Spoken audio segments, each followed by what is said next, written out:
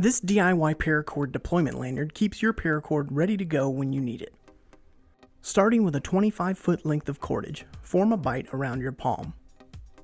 Fuse the end of the cordage to the other side to create a loosely held bight. Now begin wrapping the cordage around your slightly opened fingers, leaving the fused loop higher than your wrap. Continue wrapping until you have about 6 feet of cordage left. With the remaining 6 feet, begin to wrap around the bunch of cordage, taking care to lock in the first wrap. Continue to wrap around the body of the cordage, tightening as you go.